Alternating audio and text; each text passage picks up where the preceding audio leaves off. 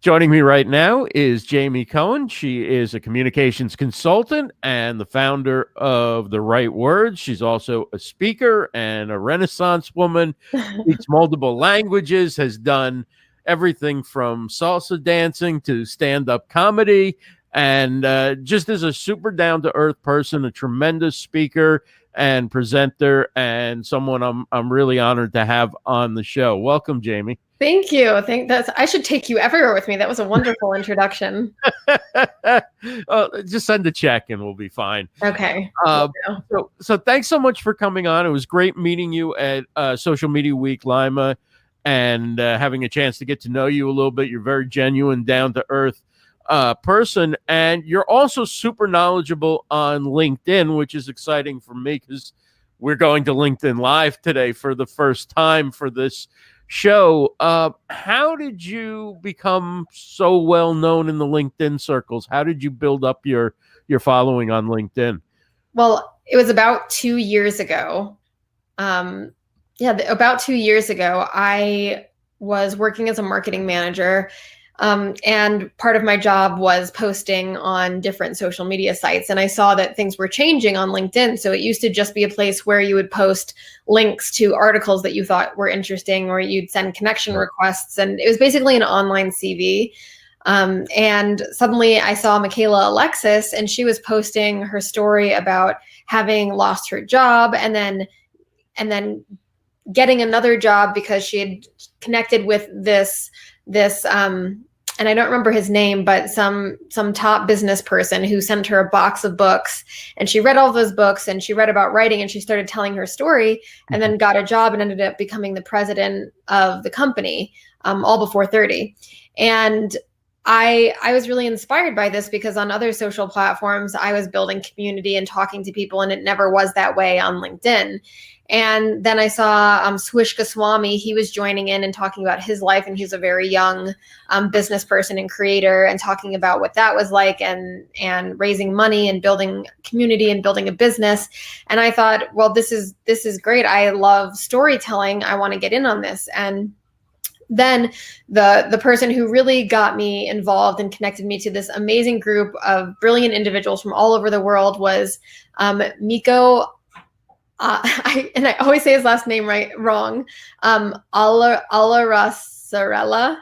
I'm sorry, Miko. I always say your last name wrong, but he's incredible. He is a brilliant software engineer. He was part of the team that created Tamagotchi, and he also is very well known and well-versed in cryptocurrency. So I got involved with this group and started connecting with all these amazing individuals and started telling my story. And at first, I got a little bit of engagement here and there. And then suddenly I was getting 50,000, 60,000, 70,000 views on everything I was posting. But the views weren't what was surprising me. It was the messages I was getting. All these people were connecting with me and saying, thank you so much for sharing what you shared. I really needed to hear that today. That changed my perspective on all these different things. And that's sort of how it began. And at the time, I was at a job where I was miserable, and I just kept trying to think, like, what do I do next? Is this as good as it gets? I have this great community, but I'm still stuck in this place that makes me unhappy. And then through LinkedIn and through this amazing community I built, I was able to take my business full time. So The Right Words has gone through many iterations over the years. It's been Jaime Cohen Content Services, Jambalaya, and then now The Right Words. But in March last year, I was able to start working on the business as a full-time endeavor. And then July 1st, it went full time, which was incredible. So I got to choose the people that I worked with. I got to be the person that made the decisions. And it was great to have control over my own life, but also be able to help the people that I wanted to help, and to build something that I was really proud of. And it was all because of the community on LinkedIn that this was possible. I met all of these people who introduced me to other people. And then through creating videos and telling my story and talking about communication, people started reaching out to me, and all of a sudden what was really strange is I was always used to, if you were going to get clients, you had to go pounding the pavement and knocking on doors and cold calling and all these different things. And I wasn't doing anything except for engaging with my community and putting out content. And I saw this happening. This isn't just unique to me. This was happening to a bunch of other people. And so it kept developing. There were about 50 of us that were posting pretty regularly in the beginning, and then 100, and then 200. And now I think there's about 1,000 people that are posting regularly. But when you think about that, even though that sounds like a big number, there are 650 million people on LinkedIn. So that's less than 1% of the people being active. Yeah, and it worked for you really well because you had over 1 million views on your content in under 50 posts, I believe. Is that correct? Yes. So I was testing out a few things, and there were a lot of people that were posting every day, and I wanted to see, well, are we looking at quality? Are we looking at quantity? And there were a lot of people who were posting every single day who had great content, but with what I was doing and all the endeavors that I had, that was what was working for me. And so I wanted to see, okay, well, how far of a reach am I getting? How many people am I connecting with? How many people am I helping by just putting out these posts every few days rather than every day? But I mean, you have to think about it. There's a viral post doesn't guarantee, right? It doesn't guarantee money. So a lot of people get down because they see people with 50, 60,000 followers or, all these views, and they think, well, I'll never get there. But my best posts and the content that's gotten me the most business has not been the content that went viral. And if I had been posting every single day, I probably would have gotten about 8 million views in the first year. But what value would that have brought to me except for being able to say that number? Right. The real value was that I met all these incredible people, and I spent time connecting with each and every one of them and built friendships and relationships that were able to take my business to the next level, and for me to help others do the same. Yeah, I'm noticing that from going live twice before and just doing those lives exclusively on LinkedIn, I'm noticing the change in my DMs from people continuing the conversation or asking questions on what I'm talking about, which is obviously related to what I do in my business, which is live streaming and broadcasting, yes, versus unsolicited, unasked for sales pitches for, SaaS products that I don't need to manage a one-person shop. Right. Those there are too many of those. So when you started your business now full-time, what kind of clients do you work with? So that's what's really wonderful. I get to work with all different types of people. So I work with Fortune 250 companies. I work with individuals. So I'm not only just doing consulting, I'm also doing coaching. So I worked with people who are applying for jobs, helping them negotiate their salaries and interview more effectively, or helping them move up in the business that they're in by telling better stories and learning how to be empowered by the words that come out of their mouth and building community. So the whole idea behind what I do is to help people tell better stories, build stronger communities, and build stronger relationships. And all of those things allow you to build a business, whether you are a huge organization or whether you're a solopreneur. So really, it's just individuals who could be, I worked with C-suite executives, entrepreneurs, thought leaders, people who just want to spread their, I guess spreading value is something that you hear a lot, but people who want to tell their story and to teach others about what they're doing and give advice and just be a fountain of knowledge and a resource for their community and whatever their expertise is. Storytelling has kind of become a buzzword over the last several years. What exactly do you identify as storytelling, and specifically when it comes to channels like storytelling on LinkedIn for people who are building their brand for business? There are so many buzzwords right now, but for storytelling, if you just break it down to sort of like a psychological standpoint, if you remember being in school, it was so much easier to remember a story that you heard than it was to remember a chapter of a textbook that you read. And creating content in the form of a story allows people to go on the journey with you. So remember all the information by remembering what happened when. We love stories. That's why all these shows on Netflix and Hulu and Prime and all these things, there are all these stories that take us through the hero's journey and their trials and tribulations and how they almost didn't make it, and then they thought they made it but then they didn't really, and it's just this up and down, because we can relate with that because all of our lives are part of our own story. And so the whole idea of storytelling is taking what you do and what you know and making it into an adventure that people can follow along with, but in using a language that resonates with the people you're speaking to. And when you're doing storytelling on platforms like LinkedIn, what are the things, what are there certain sort of archetypes of stories that you find just they're going to resonate no matter what your profession is, and you can kind of fit those to any situation? Or is it becoming maybe more creative with things that people haven't thought about or heard about before? I think you can be really creative if you see what's going on LinkedIn and look at what's been going on all these other platforms for years. It's not like something new is going on LinkedIn. This stuff has happened on other platforms. The way that people have created videos, the creativity, the way that they're telling stories, the way that they're sharing information. But what's different is LinkedIn is a much more supportive community because there is that confine of business. So you can still talk about personal things and you can still tell your personal story, but having that structure allows for a more supportive and a more polite community. Right. What can people do as you look at creators on social media, wherever they are, and you see what they do well, maybe what they struggle with? What are a few tips that people could implement right away to upgrade the quality of their communication and how they're coming across to their audience? Well, there's two things that I see people do. One, they either don't give enough information or they give too much information. And this is something, having ADD, that I worked with a coach years ago, that every detail is not important to your audience, even though those details are crucial to you. And without them, the story doesn't seem like it flows.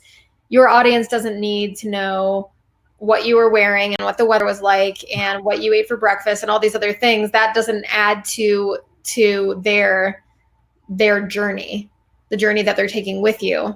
But being able to, the more concise you can be and using an economy of words, those are the things that will help you tell a great story. And also, it's not just the words that you use, because, even though my company is called The Right Words, but it's not about using the perfect words.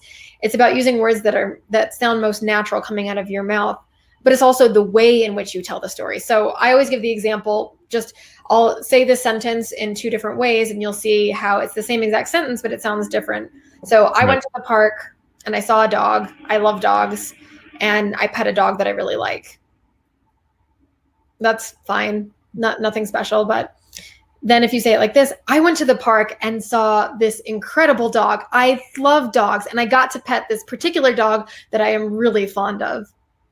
So even though I switched up the words a tiny bit, but just essentially it's the same story, but modulating your voice and using facial expressions and showing interest, people are going to mirror that and they're going to like that experience. That's why we love, like, seeing live theater is so much fun, or seeing a great comedian is not someone who's just like standing there and like looking around.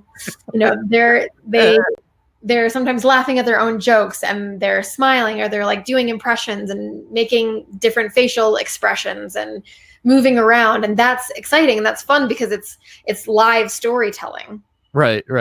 Well, these are skills also, that coaches like yourself help people develop, and they're also skills that people develop through their life experiences. So what are some of the life experiences or things that you did along the way? I mentioned, I believe you've done stand-up comedy.